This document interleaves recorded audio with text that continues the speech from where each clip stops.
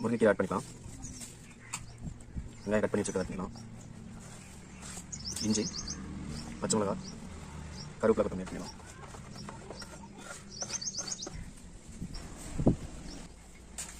சுடுதண்ணி ஊற்றி மிக்ஸ் பண்ணிக்கோங்க.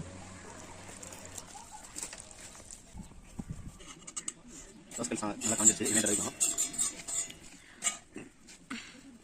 அப்புறம் மெரிசா தட்டி வச்சுருக்க அடைய எடுத்து இதில் போட்டு எடுத்துக்கலாம்.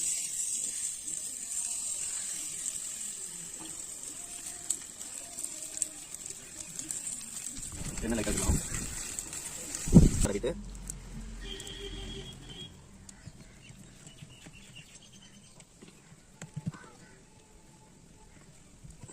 இந்த மாதிரி மெரிசா தடவி தட்டி எடுத்துக்கோங்க.